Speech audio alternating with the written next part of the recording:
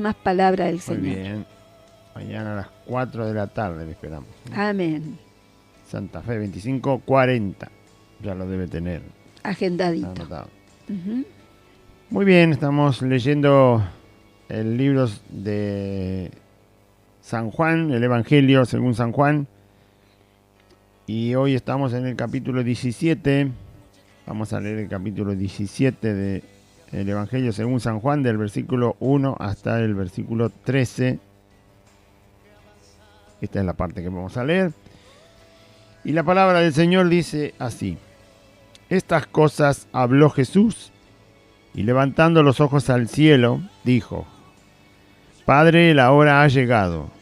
Glorifica a tu Hijo, para que también tu Hijo te glorifique a ti, como le has dado potestad sobre toda carne, para que dé vida eterna a todos los que le diste. Y esta es la vida eterna, que te conozcan a ti, el único Dios verdadero, y a Jesucristo, a quien has enviado. Yo te he glorificado en la tierra, he acabado la obra que me diste que hiciese.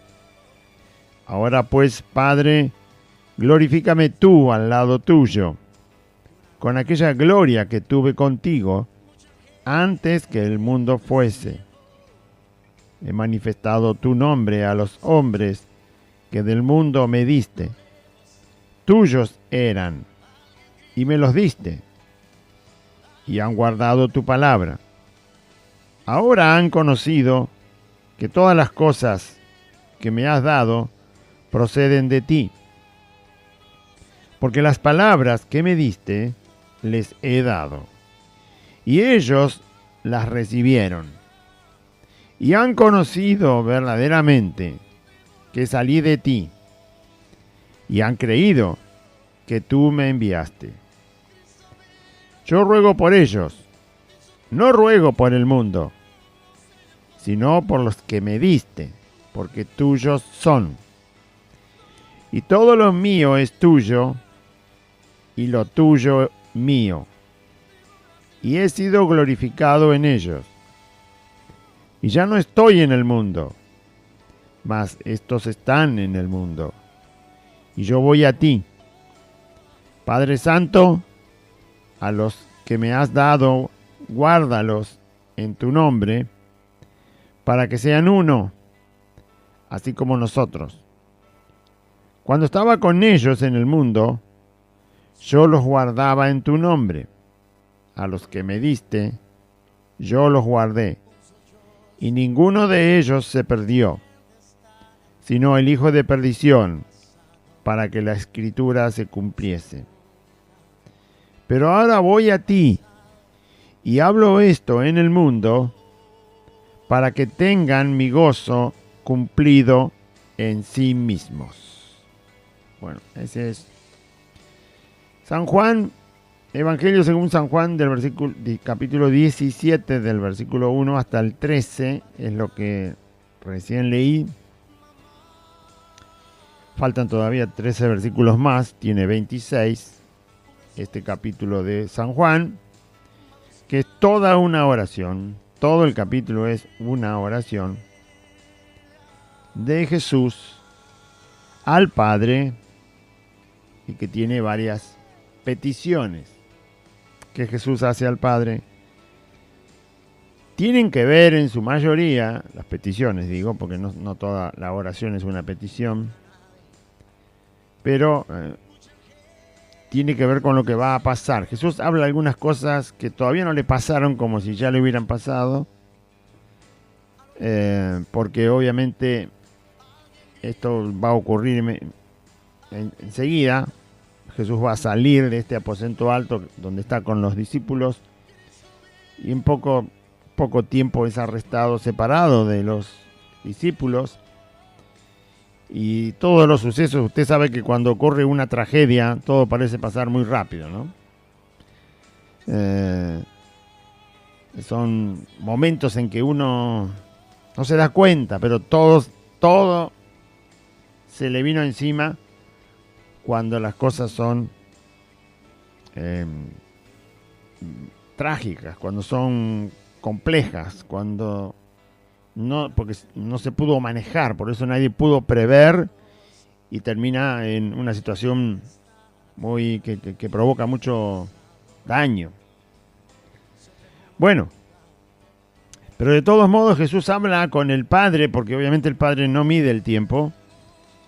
Los discípulos iban a ver estas cosas que Jesús dice a medida que iban avanzando las horas y los días, pero Jesús lo dice exactamente como si ya hubiera ocurrido. Y va a ver cuando lo leamos que todavía no le pasó y Jesús dice que ya le pasó. Dice que no está en el mundo, pero todavía está en el mundo. Y una serie de peticiones que hay ahí. Cuando él pide al Padre, está pidiendo por todos los que creen, por los discípulos que tenía delante de él. Y también cuando en el próximo programa leamos el resto de la oración, va a ver que Jesús pide por los que creen. Ya los discípulos de Cristo obviamente están en la presencia del Señor. Pero la oración de Cristo alcanza a todos los que durante el tiempo de esta humanidad donde Dios está salvando a los pecadores. Por ejemplo, esa oración también está por Jorge, que llamó hoy y ha entregado su vida a Cristo. Esta oración es extendida en el tiempo hasta que termine la gracia de Dios, en la cual Dios está salvando a los pecadores por medio de la fe en su Hijo Jesucristo. Esto que Jesús pide no es solo por los 12, bueno, Judas ya no estaba, estaban los 11. Inclusive él hace la referencia a Judas, que es el único que se perdió, para que se cumpla la Escritura. Pero él extiende esas peticiones y lo que él dice acerca de sus discípulos tiene que ver con todos los que han creído y hasta este día y con todos los que creerán a partir de este día y pongan su confianza, su fe en el Hijo de Dios.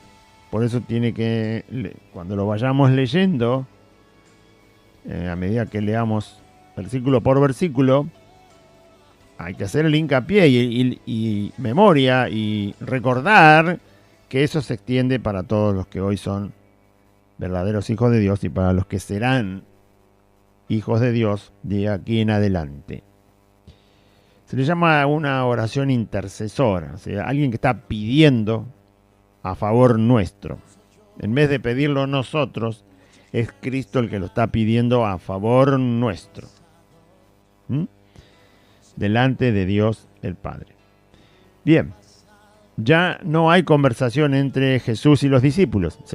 Recuerda que estábamos diciendo, cuando terminamos en los programas antes que el capítulo 13, 14, 15 y 16, Jesús está solo con los discípulos en el aposento alto, comieron la Pascua según la ley de Dios y ahora Jesús era el Cordero, les enseña lo que es la Santa Cena a los discípulos y habla con ellos durante esos 4 capítulos del Evangelio de Juan. Pero ahora en este capítulo es el último en que está donde se relata la privacidad entre Jesús y los discípulos, porque después ya salen y van a ser arrestados, va a ser arrestado Jesús y van a ser dispersados los discípulos, se separan los discípulos de Cristo.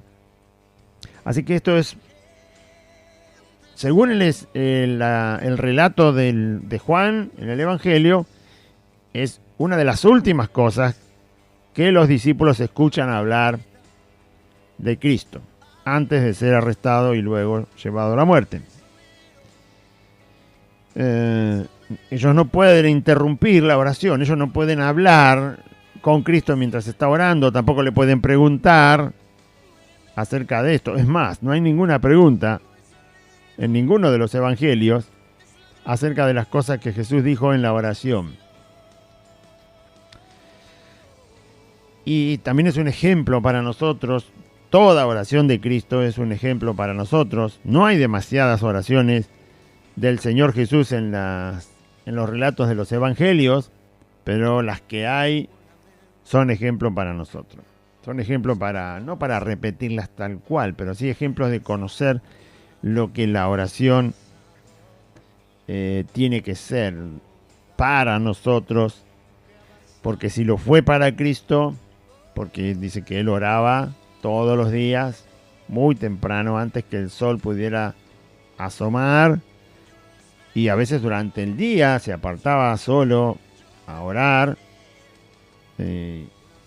Así que esas muchas oraciones no están en la Biblia, pero están estas, sí, por supuesto tenemos que, de ellas, de las que sí están escritas en la Biblia, entender lo que para Cristo fue la oración. Y así porque fue el momento en que Él como humano entregó toda su vida a Dios y anduvo sometido a la voluntad de su Padre, y ahí nos muestra cómo dependía del Padre en todo lo que hacía, en todo lo que decía. Y así también nosotros, que sí somos humanos, Él tuvo que hacerse humano, no era humano, era divino, era Dios, pero tuvo que tomar forma humana, y en esa forma humana nos enseñó, por supuesto, la dependencia y el sometimiento de nuestra voluntad a Dios, al Dios eterno. Que tanto cuesta, ¿no? Pero bueno, pero es lo que da vida gozosa. Dice el Evangelio según San Juan, capítulo 17, verso 1 en adelante. Estas cosas habló Jesús hasta el capítulo 16. Y levantando los ojos al cielo, Jesús tomó esa posición para orar. No es que se postró. Bueno, hay que entender que Jesús no tenía pecado. La humillación de Él no tenía que ver con que era pecador y necesitaba la misericordia y la compasión de Dios porque era un pecador. Nosotros sí, somos pecadores que necesitamos que Dios sea propicio, como hemos leído en algunos de los versículos. Que Dios esté favoreciéndonos, ayudándonos, porque tenemos un problema. Ese problema es el pecado, pero Jesús no tenía ese problema.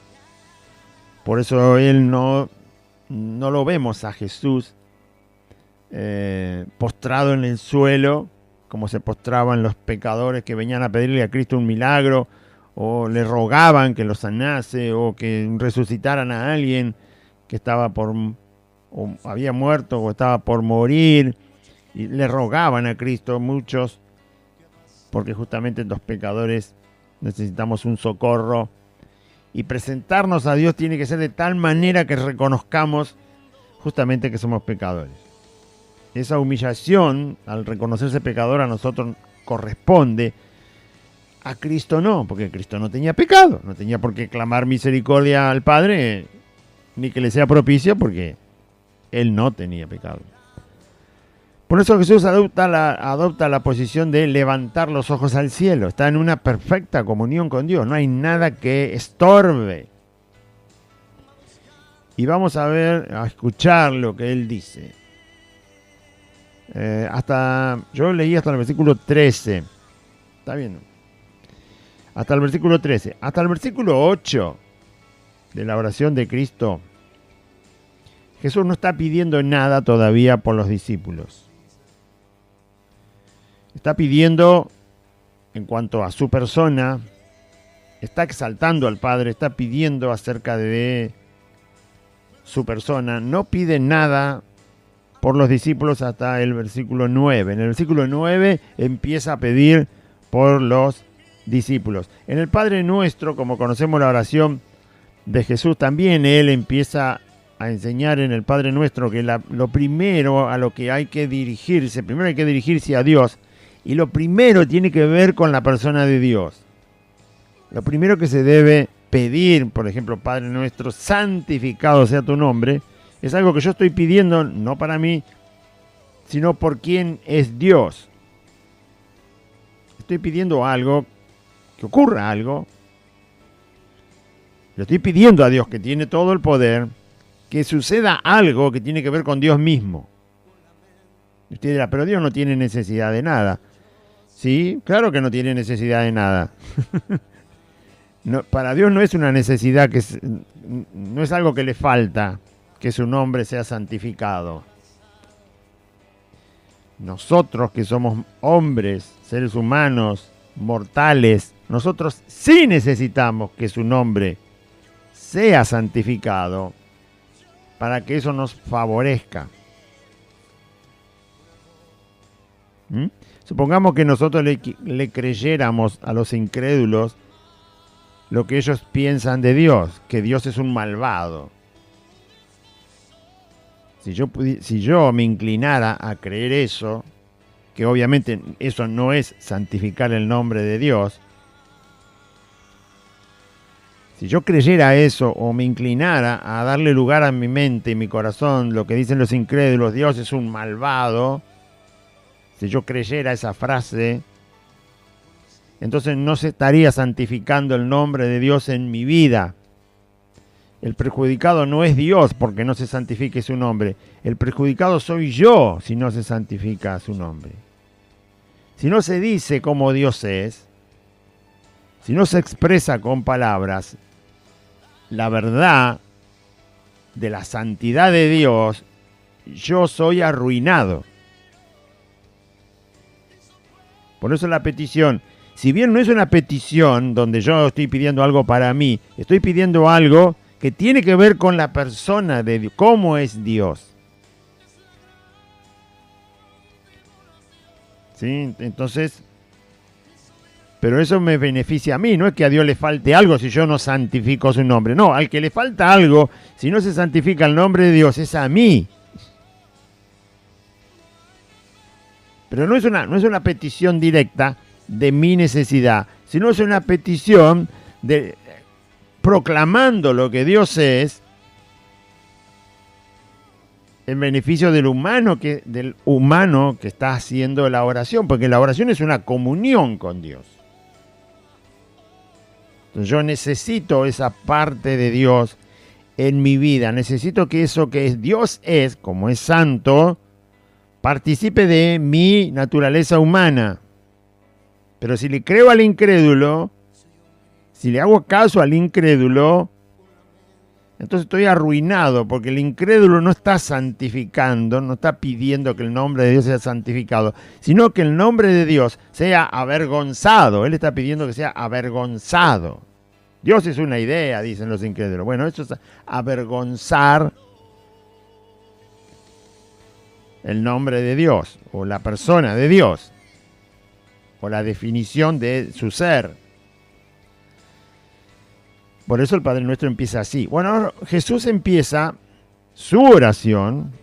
No se olvide que Jesús es Dios en un cuerpo humano, en una naturaleza humana, y conoce exactamente al Padre.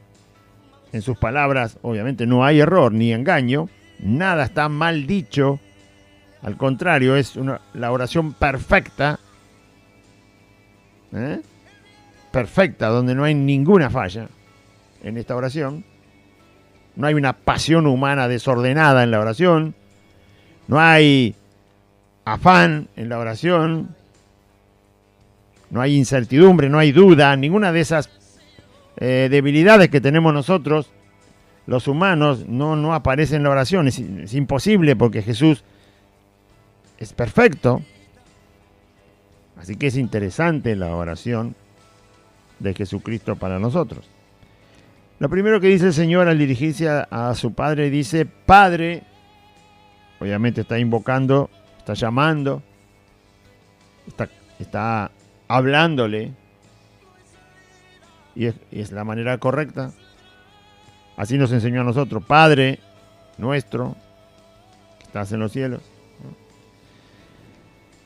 Padre, dice, la hora ha llegado, glorifica a tu Hijo, para que también tu Hijo te glorifique a ti. Lo primero que pide Jesús es que el Padre le está diciendo que llegó la hora. ¿Cuál hora? La hora de finalmente entregar su vida siendo crucificado en la cruz para que todo el pecado de la humanidad Jesús lo cargue sobre sí, Dios castigue todo ese pecado sobre la vida de su Hijo Jesús. La ira de Dios vaya absolutamente toda sobre él por todo el pecado de toda la humanidad, de todos los tiempos.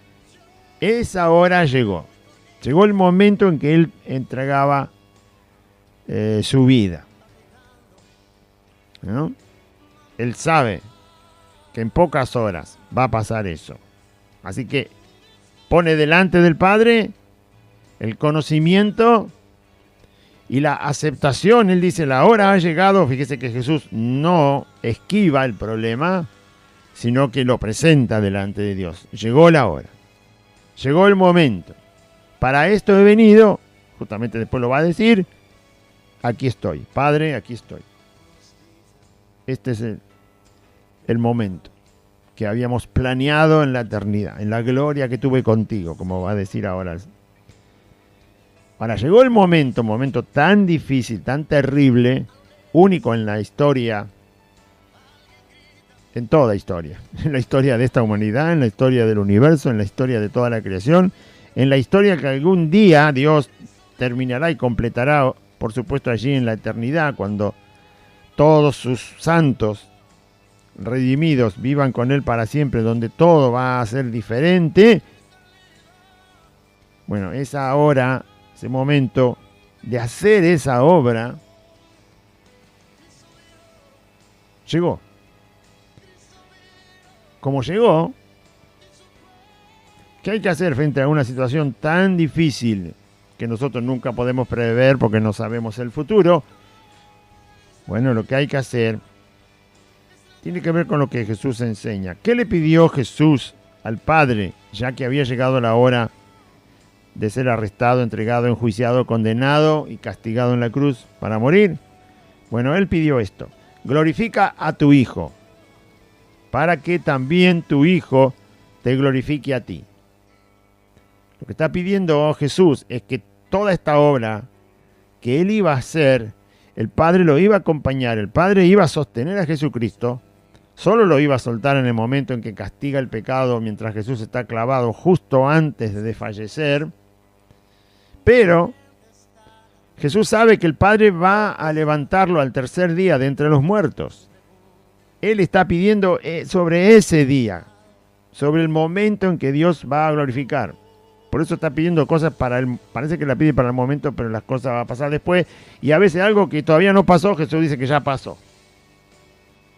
Entonces, glorifica a tu Hijo, es decir, muestra que soy tu Hijo. ¿Cuándo mostró Dios que Jesús era su Hijo realmente?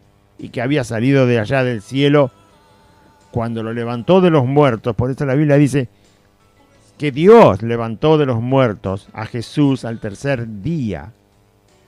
Dios el Padre glorificó a su Hijo cuando lo levantó de entre los muertos. Si nunca se levantaba de entre los muertos, entonces Dios nunca hubiera podido dar gloria a este su Hijo llamado Jesús. Si no hubiera pasado, pero pasó. Glorifica a tu Hijo para que también tu Hijo te glorifique a ti. Jesús no solo glorificó al Padre al ser resucitado, sino que lo glorificó en todo el proceso, y en la misma cruz, Jesús clavado, glorificó al Padre. Porque se cumplían profecías. Isaías 53 se cumplió todo cuando Jesús estuvo ahí colgado en la cruz. Se cumplió que era el Cordero. O sea, cuántas cosas Dios había dicho, todas Jesús las cumplió ahí en la cruz. Cordero de Dios, como con manso cordero fue al matadero, no abrió su boca. El castigo Isaías 53 se cumplió todo.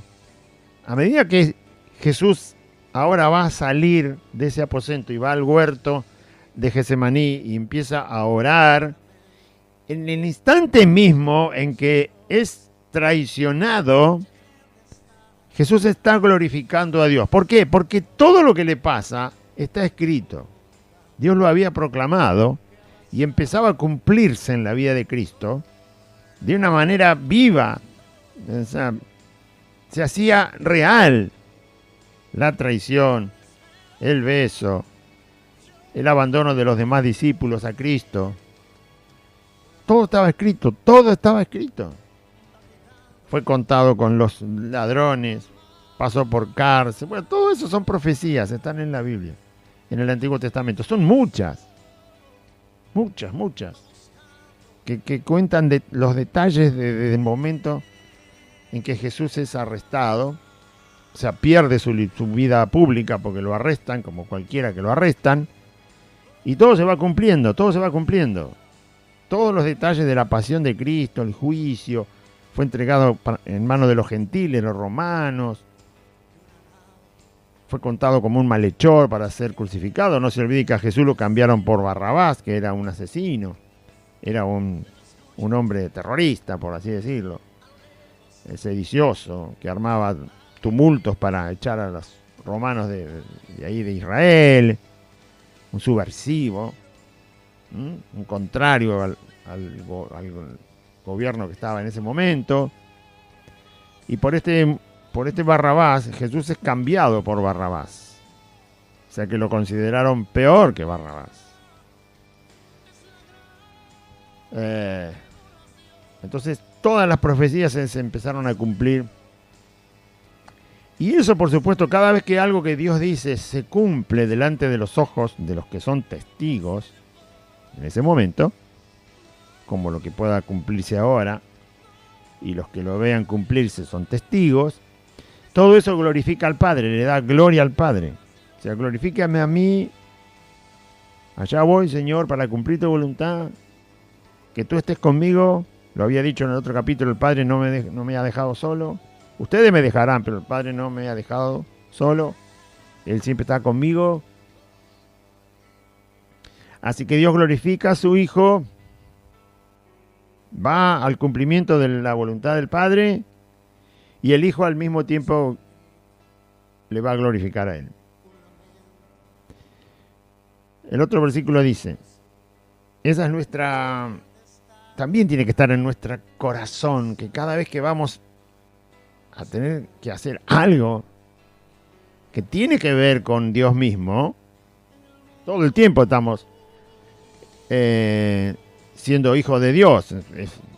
Antes de venir aquí, bueno, tuvimos que hacer otras cosas con Aide, pero seguimos siendo hijos de Dios. Ahora, este tiempo es donde podemos hablar de Él, leer su palabra, y por supuesto es el momento donde más se evidencia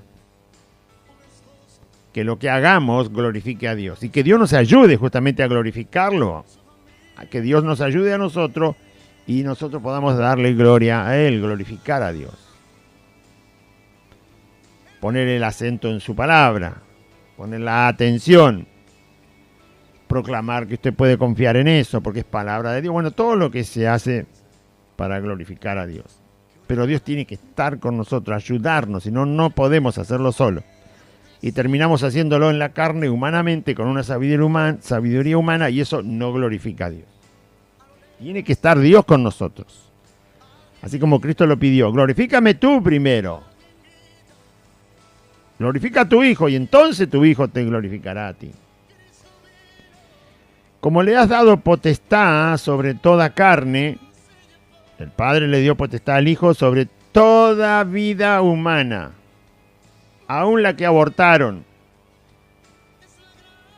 aún la que no dejaron nacer, la potestad la tiene el Señor.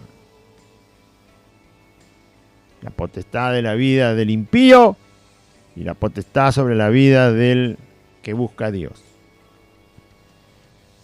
Como le has dado potestad sobre toda carne, para que dé vida eterna a todos los que le diste. Padre, tú me diste los que son tuyos, los que son salvos son esos. Bueno, a esos que tú me diste, los que tú me diste, Padre, me diste potestad para darles vida eterna. Jesús también tiene potestad sobre los impíos que se van a ir al infierno. Pero los impíos que se van a ir al infierno no son del Padre. Por lo tanto, a ellos no se les da vida eterna. Porque no creen en Jesucristo, porque no se arrepienten, porque tienen un corazón endurecido y quieren seguir viviendo en el único reino que quieren, que es el reino de las tinieblas. Pero a los que tú me diste, porque son tuyos, Padre, también me diste potestad de darles vida eterna. Y él inmediatamente ahí explica lo que es la vida eterna. Está orando al Padre. Así como me los diste, me has dado potestad sobre ellos para darles vida eterna. Está hablando de la del mandamiento del Padre en las manos de Cristo para lo que va a hacer, para todo lo que va a hacer. De eso está hablando. De la voluntad del Padre, la cual Él va a llevar adelante. La voluntad del Señor. Y que nosotros como hijos suyos deberíamos llevar adelante. Eso tendría que inundar la mente, ¿no? Por eso dice la Biblia que pensemos si hay virtud alguna en esto pensar. Dice la Biblia en lo que hay que pensar y saber que Dios nos ha dado la mente de Cristo, por lo tanto, así nuestra mente sería ideal, ¿no? Poder retener tanto en la mente, pero Dios quiere que sea así. La palabra de Cristo abunda en vuestros corazones, dice el apóstol Pablo. De poder decir, esto es lo que Dios es, esto es lo que Dios quiere, y entonces pedirle a Dios en la oración, así eres tú, Señor, has glorificado a tu Hijo Jesucristo, has dado gloria a tu nombre, has creado todo para mostrar la grandeza de tu poder, la gran sabiduría que tienes. Padre bendito, ayúdanos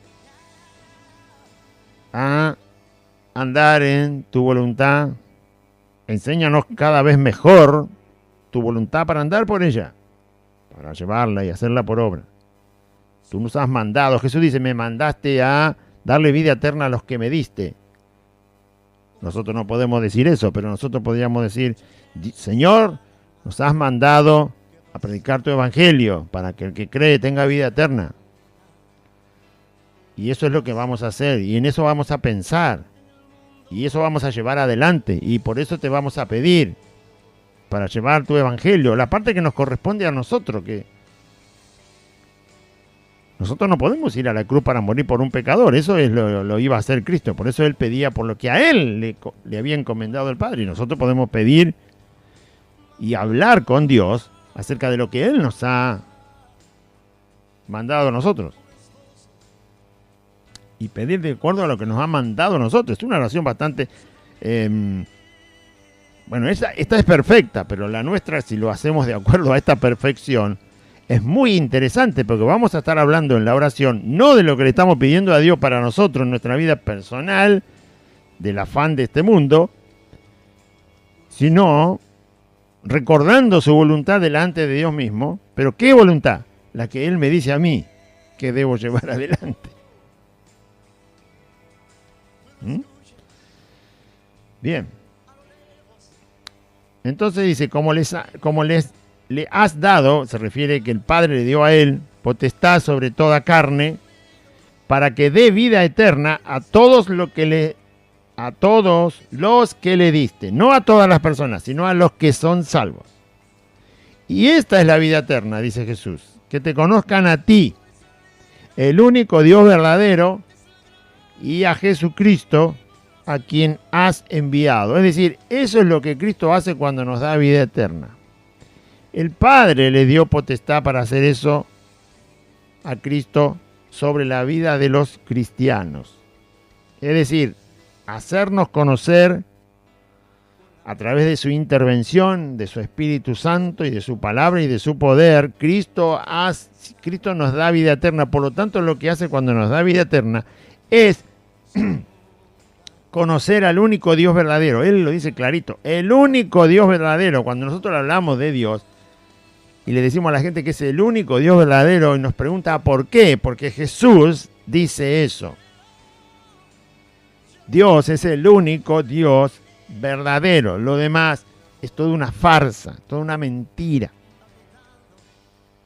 La vida eterna es justamente, está unida y tiene que ver con conocer al único Dios verdadero. Eso es vida eterna. Cualquier otro Dios no es vida ni vida eterna menos que menos. Es muerte.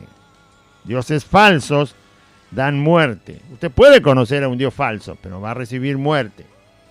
Puede ir detrás de un ídolo, pero va a recibir muerte. La única forma en que reciba vida y vida eterna es con el único Dios verdadero, al que Cristo aquí llama Padre.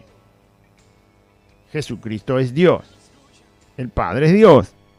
Y el Espíritu Santo es Dios. Y es el único Dios verdadero. Y la vida eterna está en conocer al único Dios verdadero y a Jesucristo, a quien has enviado. A medida que caminamos en el camino del Señor, la vida eterna se nos está manifestando permanentemente cuando vamos conociendo al Padre, al Hijo, al único Dios verdadero y a Jesucristo. Eso es vida eterna. Y esa vida eterna empieza aquí y empieza en el momento que hemos sido salvados por Dios y continúa hasta que Dios nos lleve de esta tierra y sigue, obviamente, en la eternidad en el cielo, ya con Dios, ya con su Hijo Jesucristo, en una eternidad. Allí sigue la vida eterna. Sigue, continúa. Eso es justamente vida eterna. Por eso Jesús la explica. En el cielo vamos a tener que conocer al único Dios verdadero. Mucho más de lo que lo conocemos acá. Pero allí sin pecado. Ya el pecado no nos va a estorbar. Ya no va a haber todas esas complicaciones en nuestro corazón y nuestra mente y alma para conocer a Dios. Por eso dice la Biblia que allí Él será su Dios y ellos serán su pueblo, ¿no? O sea, algo bien directo. No hay nada en el medio. Pueblo de Dios y Dios. No va a haber templo, ni siquiera dice porque Dios era el templo. No va a haber luz, porque Él va a hacer luz. O sea, Él es Él y su pueblo. Él y sus hijos. Y allí sigue la vida eterna. El conocimiento, vaya a saber las maravillas que esperan a los que son salvos. La Biblia dice que es para adorar su nombre, justamente para obediencia, para conocimiento del Señor, para alabanza del Señor, para honra del Señor. Es algo que a nosotros nos cuesta un poco entender, porque obviamente es la escena del cielo eterno y yo creo que Pablo apenas pudo ver algo, ni siquiera lo pudo definir. Así que por eso nos cuesta a nosotros. Ni Pablo lo pudo definir, imagínense, lo vamos a definir nosotros. ¿No? Bueno, él vio algo vio. No todo, pero vio algo. Y dice que no encontró palabras. Tampoco le es dado al hombre conocer, es decir, no alcanza nuestro cerebro para entender esas cosas. No tenemos una imagen donde reflejarlo, donde entenderlo.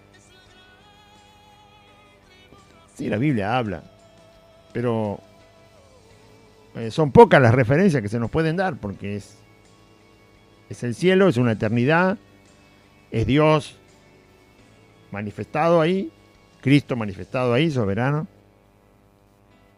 ¿Y con qué lo va a comparar si acá nunca tuvimos un rey soberano?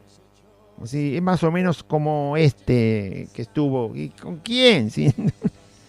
Primero y principal, no hubo nunca aquí un rey soberano que gobernara toda la tierra. No lo hubo nunca. Ni lo va a haber.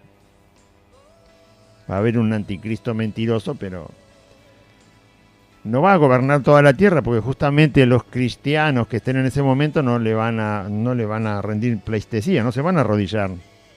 Así que no va a poder gobernar a los creyentes que haya en ese momento. Para ser soberano hay que gobernar todo tiene que estar bajo su soberanía. O sea, nunca hubo una persona así y nunca la habrá. Así que ¿cómo podemos entender un rey absolutamente soberano, donde todo está bajo su voluntad y donde todos obedecen a él voluntariamente? Han decidido que él sea el soberano y el rey, el señor.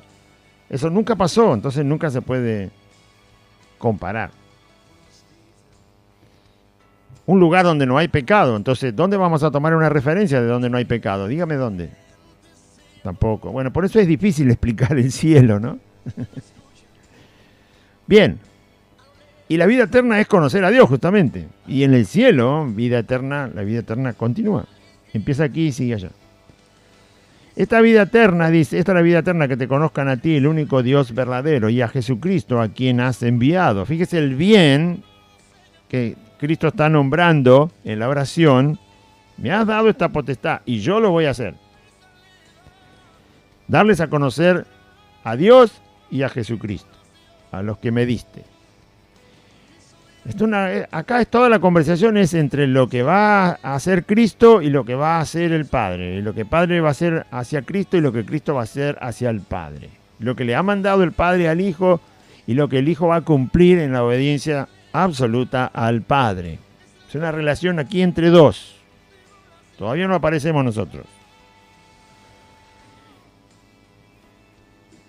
El verso 4 dice, yo te he glorificado en la tierra. He acabado la obra que me diste que hiciese. Jesús la obra la termina cuando expira. O sea, cuando da el último suspiro en la cruz, cuando muere, ahí Jesús termina la obra. Aquí en la tierra la termina ahí, ¿no? ¿Cuándo la empezó? Cuando empezó a predicar ahí mejor dicho, se bautiza, va al desierto, es tentado 40 días, viene en el poder del Espíritu Santo de Dios, pero prácticamente la obra empieza cuando Jesús es bautizado, porque el Padre justamente habla desde el cielo, el Espíritu Santo desciende como paloma sobre el cuerpo de Cristo cuando Él sale del agua, y ahí el Padre certifica que Él es su Hijo y que en ese Hijo tiene complacencia. Ahí empieza la obra de Cristo. Y termina el día que muere. El momento, el instante en que muere. El segundo en que muere, su obra en la tierra termina. Luego va a las entrañas de la tierra a estar 3 días y es resucitado después. Entonces, toda la obra la hizo desde ese momento. Son 3 años, según relatan los evangelios. Ahora, Jesús dice, yo te he glorificado en la tierra. Durante esos 3 años, Jesús publicó toda la verdad que el Padre le había encomendado. Hizo todas las obras del Padre que el Padre le dijo que hiciera. Los milagros, las señales. Bueno, las palabras eran la enseñanza del Evangelio. Reveló al Padre, habló del Padre. Bueno, todo eso que Jesús hizo, todo. Y ahora va a ir a la cruz y va a morir, ya lo dijimos al principio. Jesús les pide que lo glorifique porque Él va a cumplir toda la voluntad. Y yo te voy a glorificar a ti, todo lo que le va a pasar, está escrito, todo se cumple, todo es lo que Dios había dicho exactamente, y así va, los testigos lo van a ver, aunque no crean, lo van a ver, porque así pasó.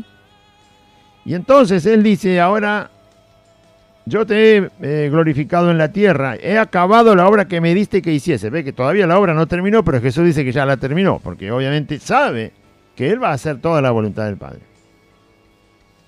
Hasta ahora que está orando, terminó la mayoría de la obra que tenía que hacer, pero en la cruz termina por completo la obra. Ahora pues, Padre, glorifícame tú al lado tuyo. Jesús estaba acá, todavía no se había ido al cielo. Con aquella gloria que tuve contigo antes que el mundo fuese. Glorifícame allá. Eso va a pasar después cuando Jesús resucite. Jesús vuelve a la gloria. Se presenta al Padre resucitado. Está 40 días con los discípulos resucitados y finalmente, después de los 40 días, sube otra vez a estar en aquella gloria. Pero es lo que Jesús está pidiendo. Glorifícame tú al lado tuyo, con aquella gloria que tuve contigo antes que el mundo fuese. Está pidiendo al Padre que lo glorifique. Él va a hacer la obra y está pidiendo que allí es justamente donde Él anhela estar y volver, por hacer la voluntad de Dios, por cumplir con todo lo que el Padre le ha mandado. Anhela la gloria que siempre fue de Él. Y fíjese que dice al lado tuyo. Qué mejor lugar, ¿no? Al lado de Dios. Que Dios pueda ser nuestro amigo, que Dios pueda ser el que nos acompaña, que Dios pueda ser el que nos aconseja, que Dios pueda ser el que nos mande, que Dios pueda ser el que nos ordene, que Dios pueda ser el que nos reprenda, que Dios pueda ser el que nos sane. Al lado tuyo significa para nosotros gozo, libertad, seguridad, amor, poder. No el nuestro, el de Él. Bueno. Glorifícame tú al lado tuyo, como aquella gloria que tuve contigo antes que el mundo fuese. Está hablando de la gloria antes de la creación, que es el lugar de siempre del Hijo de Dios, porque está en la presencia de Dios. Nadie vio a Dios jamás, solo el Hijo de Dios lo ha visto. Bueno, ese lugar donde se ve a Dios, donde solo Jesucristo le puede ver, esa es la gloria de Cristo, es el lugar de la gloria del Señor, al lado de la gloria del Padre. He manifestado tu nombre a los hombres que del mundo me diste. Aquellos que le creían al Señor Jesús, Jesús les manifestó, les habló la verdad acerca de Dios. Jesús tuvo que decirle muchas veces a los discípulos que ellos pensaban equivocadamente acerca de Dios, y Jesús tuvo que hablar y manifestar con palabras, con hechos, también con señales, prodigios y milagros que hacía, manifestar a Dios, mostrarlo, explicar la persona de Dios. He manifestado tu nombre a los hombres, no a todos, sino a los que del mundo me diste, los que creen. En este caso estaban ahí los discípulos. A nosotros, si hemos creído, ha creído de verdad, bueno, Cristo le ha manifestado el nombre del Padre, le ha manifestado su persona. Así tiene que creer, tal cual como Jesús ha manifestado a Dios aquí en la tierra. Así tiene que aceptar y ninguna otra cosa. Dios no es amigo de los soberbios, Dios no tiene nada que ver con los soberbios, así que usted no sea amigo de los soberbios. Entonces usted va a poder decir, a mí se me ha manifestado el nombre del Padre. He entendido que Dios no es soberbio. Así que yo no soy soberbio, no quiero ser soberbio, ni amigo de los soberbios. Jesús tuvo que explicarle a los discípulos, no se crean que entre ustedes va a haber uno mayor. ¿Qué están pensando? Dios no es así. Si quieren ser mayor que otro, bueno, pónganse a servir a todos. Háganse como un niño que no puede reclamar nada. ¿Qué grandeza puede reclamar un niño? ¿Qué exaltación puede tener un niño? ¿Va a poner a un niño en un pedestal usted? No, si tiene que aprender todo. ¿El niño qué te va a decir? ¿Inventé un cohete para ir al sol? No. ¿Qué te va a decir? ¿Inventé una computadora que entra en una uña? Te la pongo acá en la uña y tener la pantallita. No. Y entonces, es un necesitado, es humilde. Él necesita. Y el Señor dice, tienen que ser así ustedes. Todo el tiempo tienen que ser necesitados del Padre. Entender que necesitan de Él. Todo el tiempo. Ustedes son débiles. Son frágiles.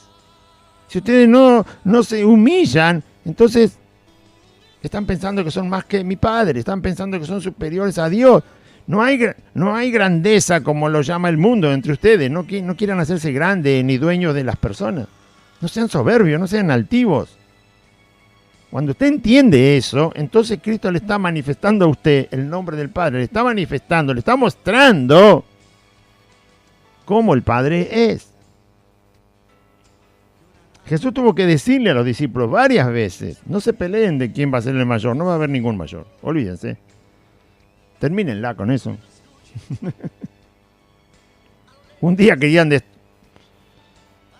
pedirle a Dios que enviara fuego y destruyera toda una aldea porque no habían recibido a Cristo, estaban enojados y Jesús les dijo, no, ustedes no entienden nada. Yo no vine a destruir las almas, vine a salvarlas.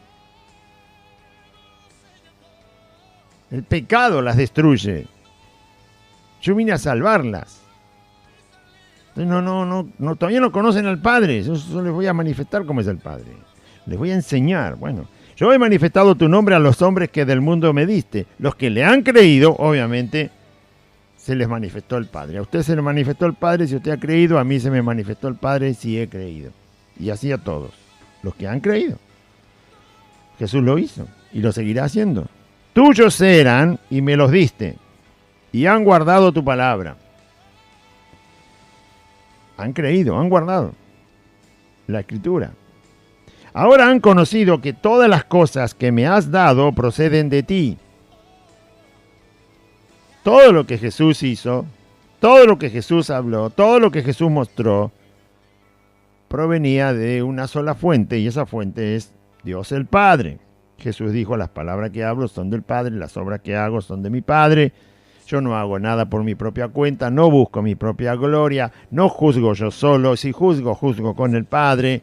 No doy testimonio yo solo de mí mismo, sino que el Padre da testimonio de mí. O sea, todo nos dijo bien claro el Señor Jesús cuando estuvo en la tierra, que procedía del Padre. Conocieron que las cosas proceden de ti. Por lo tanto, si Jesús las tenía y procedían del Padre, es por lógica que Jesús también tiene la naturaleza de Dios. Yo no tengo las cosas, todas las cosas que el Padre tiene, ni usted las tiene. No las puedo tener porque no soy Dios. Porque yo soy humano, naturaleza caída, pecador rescatado por la gracia de Dios. O sea, no puedo. Es como si yo quisiera ser un tiburón. No puedo. No tengo esa naturaleza. No nací tiburón. El tiburón nació tiburón. Y seguirá siendo tiburón hasta el día que se muera. Entonces, ¿cómo puedo pretender yo tener las cosas del Padre? Jesús sí las tenía. Y las dio a conocer.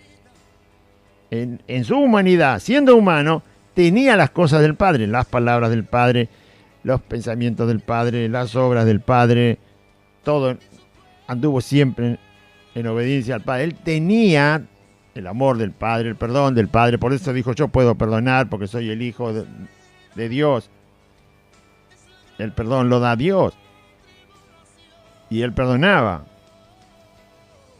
No el perdón que damos nosotros como humanos cuando se nos hace alguna ofensa, sino el perdón completo, el perdón que tiene que ver con la afrenta hecha hacia Dios, ¿no? Ese perdón. Y el perdón en general, el poder de perdonar, el poder decir, ya tu pecado no está. Se borró toda tu maldad. Eso solo lo tiene Dios.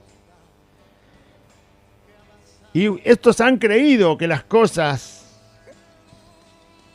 todas las cosas proceden de ti. Todas las cosas que me has dado proceden de ti.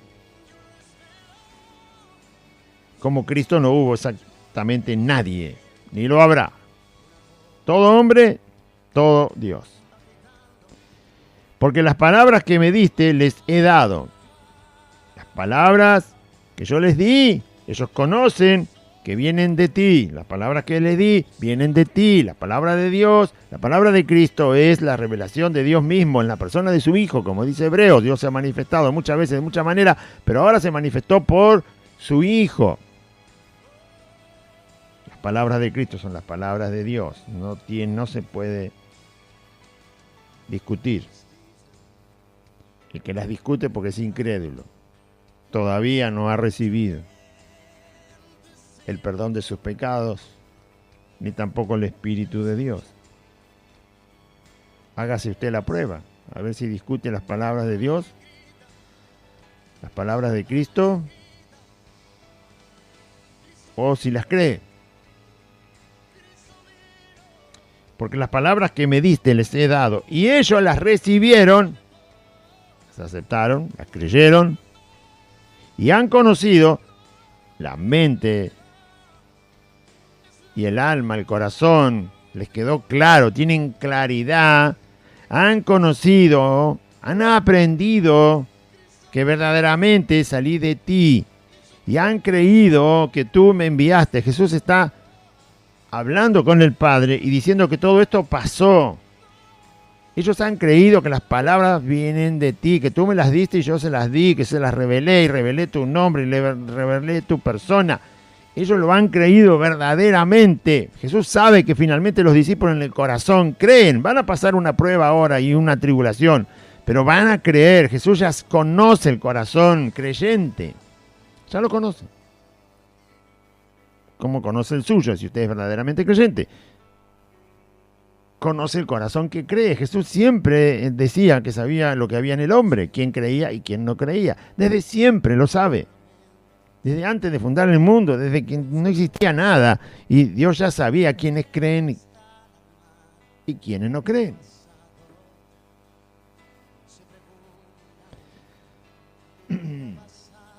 Es tan soberano Dios que hoy lo hemos leído. Dios hizo hasta el impío, al que no cree lo hizo para el día del castigo. Hasta esa soberanía tiene que nosotros no la entendemos, ni tampoco se preocupe, porque estamos metiendo el conocimiento en un lugar que no nos corresponde. Es soberanía de Dios. Hay que creerlo, por supuesto, porque Él lo dice. ¿Por qué lo hizo así? Bueno, porque es Dios. Si hubiera alguien que fuera superior que Él, le hubiera dicho, no lo hagas así, hazlo de otra manera.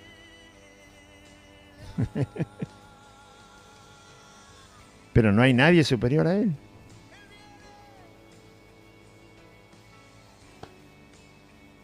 Dios dice que sujetó a todos los seres humanos bajo desobediencia para tener misericordia de todos.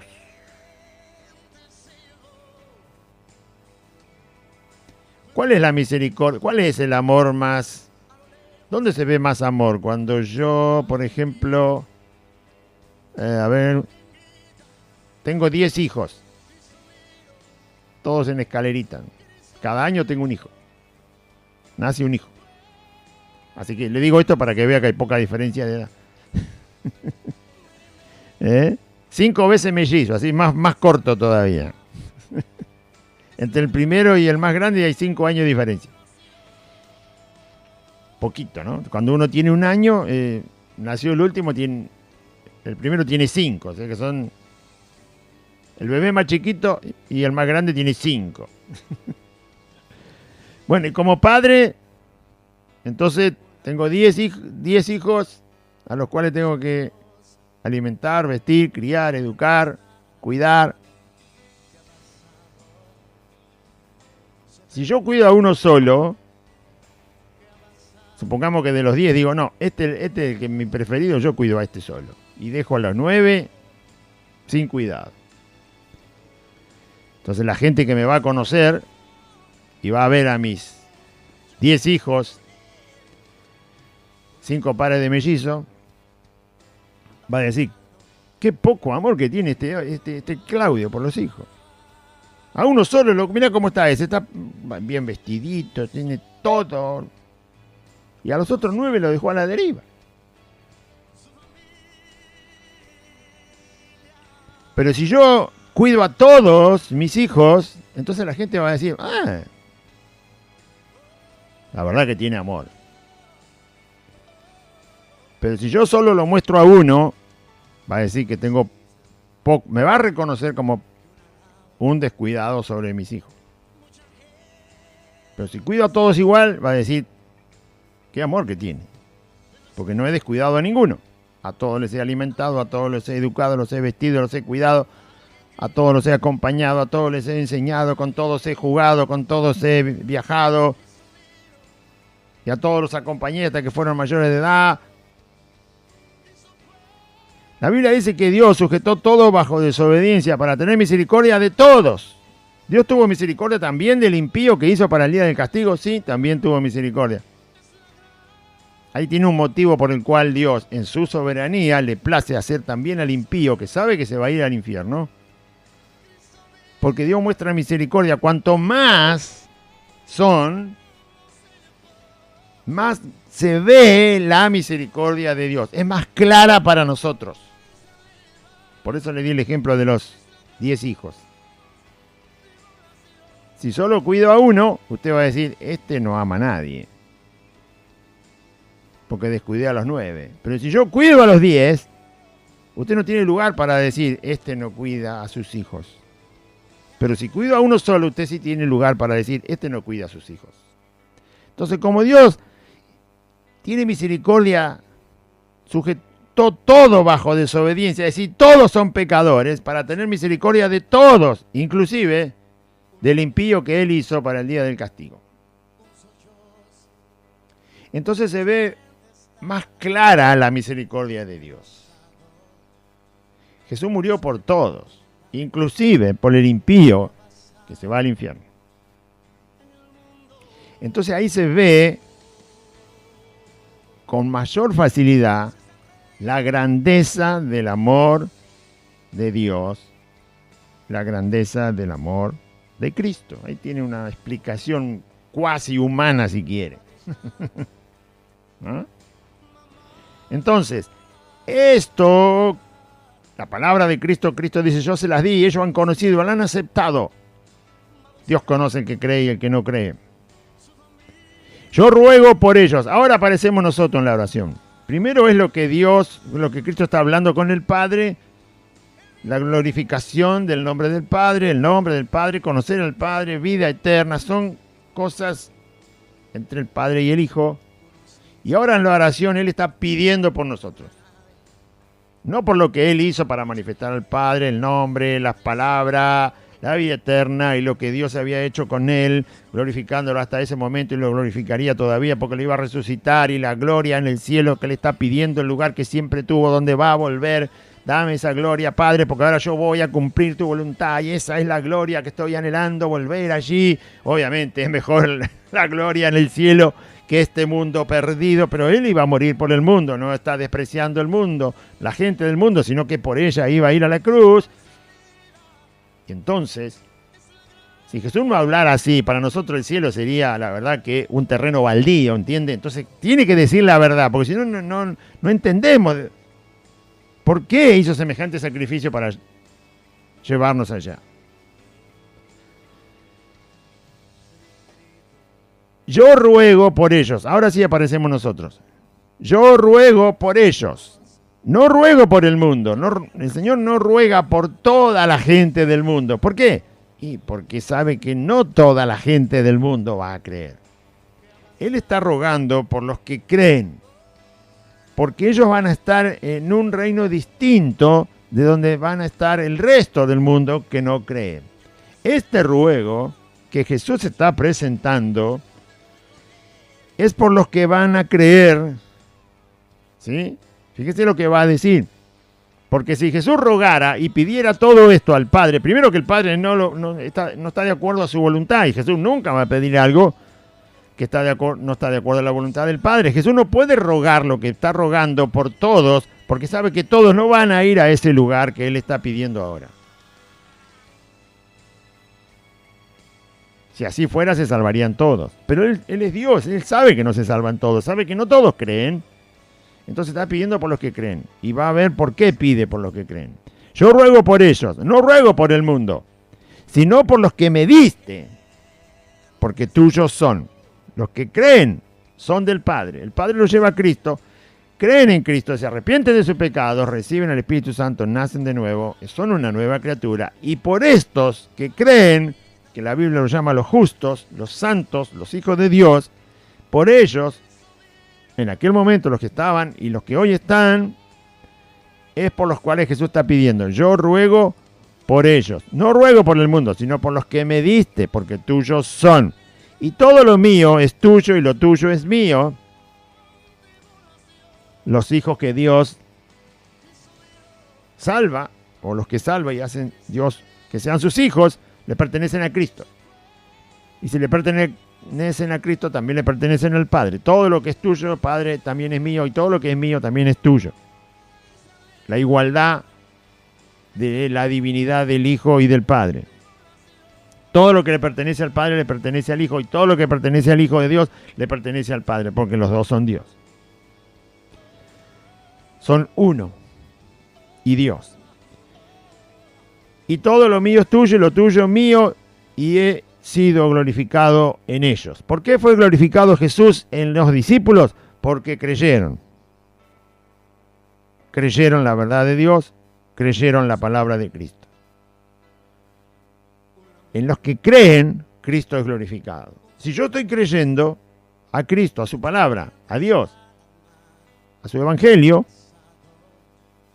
Dios, mejor dicho, Cristo, es glorificado en mi persona, porque yo le estoy creyendo, yo lo estoy proclamando, y nadie me va a venir a decir a mí que no crea. ni me van a convencer.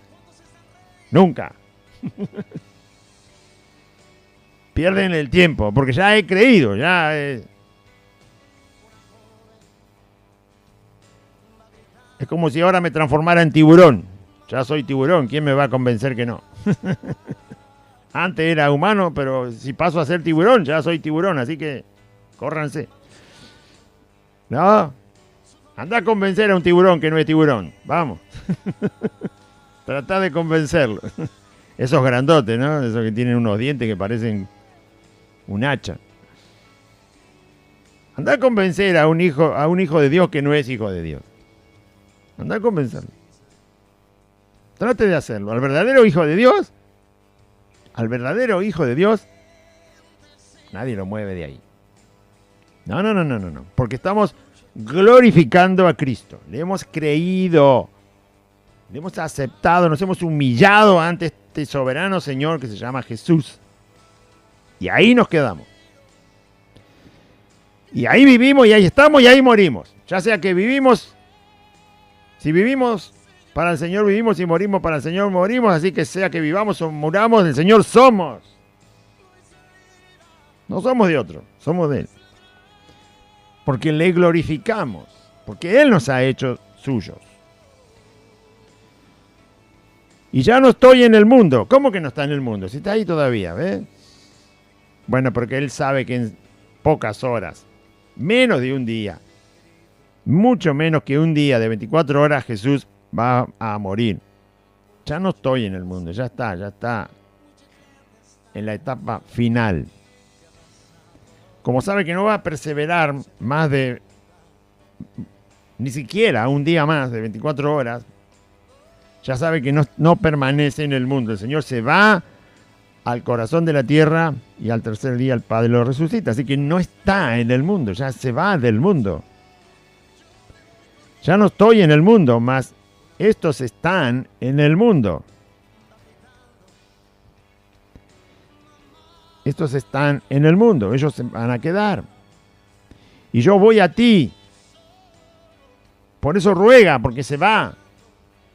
Y alguien los tiene que cuidar. Padre Santo, a los que me has dado, guárdalos en tu nombre, para que sean uno, así como nosotros. Esa petición es para cuando el Espíritu Santo viniera a vivir en los discípulos y en todos los que creyeran de ahí en adelante. Jesús está pidiendo sobre esa unidad, sobre los creyentes unidos, que crean lo mismo, que adoren de la misma manera, que sean fieles todos por igual, que guarden la palabra del Señor todos, que todos busquen la gloria de Cristo y la de Dios el Padre, que todos crean a su palabra. Uno, que sean uno. A los que me has dado, guárdalos en tu nombre, para que sean uno, así como nosotros. Una petición por nuestra unidad, para amarnos los unos a los otros. Bueno, todo lo que después en el Nuevo Testamento se despliega y lo enseñan el apóstol Pablo, Pedro, Juan, las cartas de Judas, Santiago, que escribieron todo el Nuevo Testamento, el resto. Guárdalos en tu nombre para que sean uno, así como nosotros. Cuando estaba con ellos en el mundo, se refiere a esos 3 años que estuvo con él y ahora se van a terminar, yo los guardaba en tu nombre. Siempre estuvieron conmigo, yo los guardé. Los guardé porque tú me has mandado a cuidarlos, a tenerlos unidos, a que todos crean exactamente igual. Los guardé en tu nombre para que sean uno, así como nosotros. Fíjese que los discípulos, mientras estuvieron esos 3 años con Jesucristo, a pesar de que muchas veces tenían discusiones, Jesús arreglaba todas esas discusiones y los discípulos terminaban siempre escuchando al Señor y aceptando lo que Él decía. Solo uno era rebelde por completo, que fue el traidor. Pero los demás siempre terminaban, a tal punto que en un momento Pedro, cuando el Señor le dice, ¿se quieren ir ustedes también? Porque se habían ido todos, y él le dijo, ¿a dónde iremos? Hablando de los 12. ¿A dónde iremos, Señor, si solo tú tienes palabra de vida? Y cuando declara quién es Cristo, dice, nosotros hemos creído que tú eres el Hijo de Dios, el Cristo. Hemos creído que has venido de Dios. Fíjese que había unidad en ellos. Porque cuando Pedro lo decía en nombre de todos. A pesar de que todavía faltaba perfeccionar sus vidas, ellos tenían unidad. Jesús la había logrado. Todos podían decir, Jesús anduvo en el agua. Todos podían decir, sanó a un leproso. Todos podían decir, resucitó a Lázaro. 4 días en la tumba.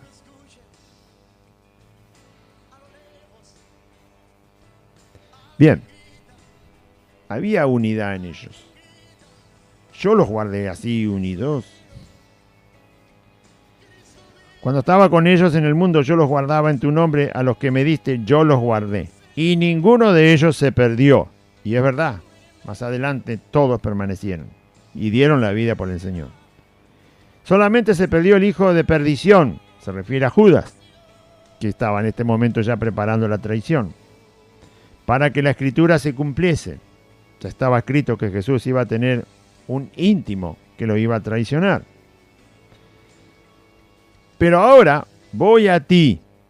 Jesús dice, ya estoy por volver a la gloria. Era cuestión de morir en la cruz y al tercer día Jesús resucitaba y se iba a presentar en la gloria muy rápidamente delante del Padre. No permanecía ahí, sino que volvía y estaba 40 días con los discípulos. Finalmente, luego de los 40 días, vuelve a la gloria y allí permaneció hasta ahora. La gloria que Él está pidiendo, la gloria que tuve contigo. Pero para Dios 40 días no es nada, ni existe, ¿no? Por eso Jesús hablaba, dame esa gloria, donde siempre estuve antes de la fundación del mundo. Pero ahora voy a ti, dice el último versículo, voy a ti y hablo esto en el mundo, es decir, acá mientras me escuchan mis discípulos y para nosotros que estamos ahora, hablo esto en el mundo para que tengan mi gozo cumplido en sí mismos. Yo lo hablo, dice Jesús, Padre, yo hablo estas cosas para que sepan que ninguno que crea en mí se va a perder.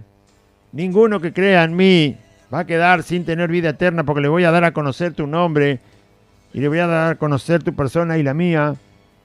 Ninguno va a estar extraviado de los que creen en mí. Ninguno va a perecer de los que creen en mí. Ninguno va a morir eternamente de los que creen en mí. Todo lo que Jesús habla, y después va a seguir hablando en el próximo programa, lo vamos a terminar de leer. Todo lo que Él está diciendo, lo dice para que tengan mi gozo cumplido en ellos. Es decir, aquello que te satisface de que Cristo sea exactamente lo que Él dice de sí mismo. Jesús lo dice y todo esto se cumple. Todo esto se hace vivo y real. Al que se ha arrepentido y ha venido a los pies de Cristo, Jesús ya nos habló estas cosas. Los discípulos obviamente estaban ahí. Y luego esos se recordaron las cosas que Jesús dijo. Y se gozaron de que era exactamente como Jesús había hablado. Y nosotros que estamos 2000 años más adelante, y con toda la Biblia escrita, y con toda la revelación delante de nuestros ojos, de cómo Dios el Padre se ha revelado, y cómo Dios el Hijo se ha revelado, y cómo el Hijo ha revelado al Padre, cómo el Padre ha glorificado al Hijo, todo se ha cumplido, todo se cumple, y el gozo lo tenemos en nosotros mismos. La alegría, la satisfacción de que todo esto es así. Porque ya lo ha declarado el Señor y así como lo declara, lo cumple. Para la vida de los que creen en Él. Para que tengan su gozo, mi gozo en sí mismo. Es decir, la realidad de la persona de Cristo en nosotros. Cristo en vosotros, dice la Biblia, la esperanza de gloria. Regocijaos en el Señor siempre. Cristo es exactamente Dios. Cristo es exactamente el Salvador. Cristo es exactamente el que se llevó todos nuestros pecados. Es exactamente el sanador de nuestro cuerpo, de nuestra alma. es el guardador, es el refugio seguro. Todo eso se cumple. Por lo tanto, los creyentes, así como Jesús lo está declarando delante del Padre, ellos tendrán, por todo lo que hablé, mi gozo, mi persona, mi ser en ellos, en sí mismos lo experimentarán y lo tendrán. Por eso dije, dígale a un verdadero hijo de Dios que renuncie a Cristo, a los verdaderos. Nunca lo va a lograr. Ni Satanás. Porque si Satanás quiere venir a susurrar eso, nosotros los verdaderos hijos de Dios le vamos a decir, mirá, yo ya sé que no tenés parte con Dios, pero si querés convertirte vos, vení. No me conviertas vos a mí para el lado tuyo. Aunque yo sé que vos nunca vas a tener condenación, yo te invitaría a vos a que creas en Cristo. No me vas a mover. Amén. Me vas a molestar, pero no me vas a mover. Vamos a hacer una oración. Justamente por lo que Jesús declara ahí. Ellos van a tener mi gozo cumplido en sí mismo por todo lo que yo les he hablado y han creído.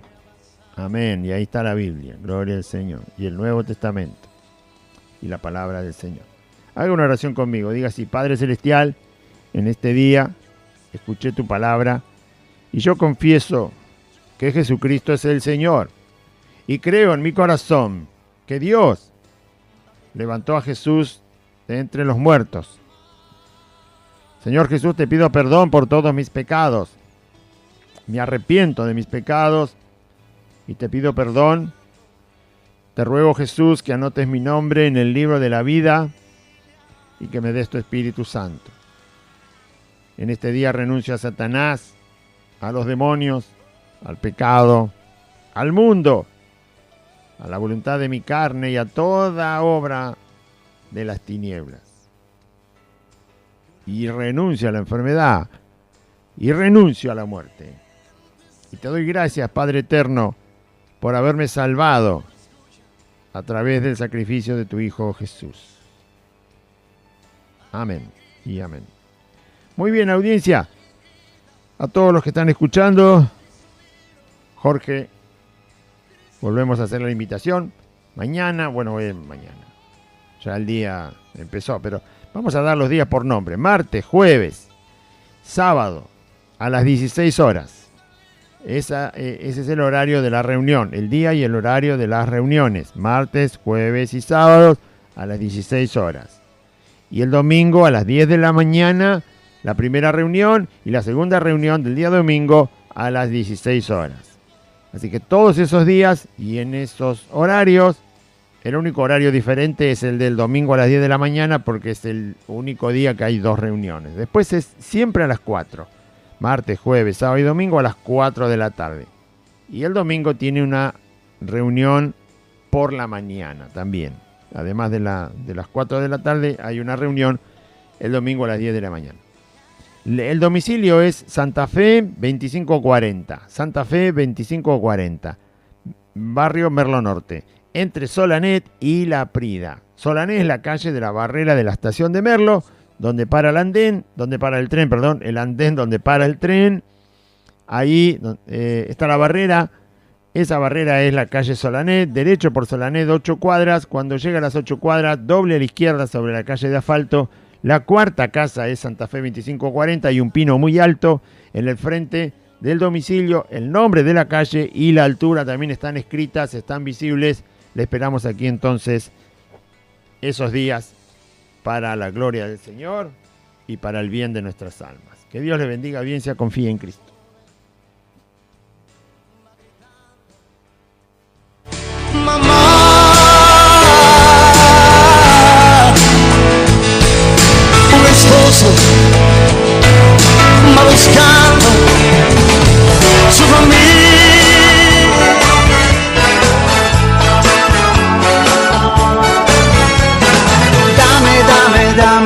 Dame todo lo que tú quieras. Hasta aquí compartimos Buenas Nuevas, un programa evangelístico, dinámico, reflexivo, pensado en usted y hecho con amor. Buenas Nuevas, creado y conducido por Aide y Claudio.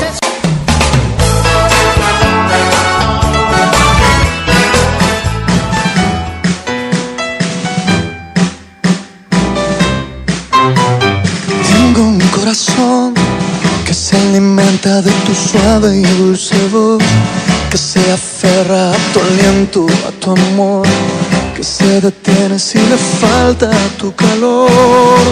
Tengo un corazón que late el ritmo que me entona tu canción, que se acelera al saber que aquí estoy, frente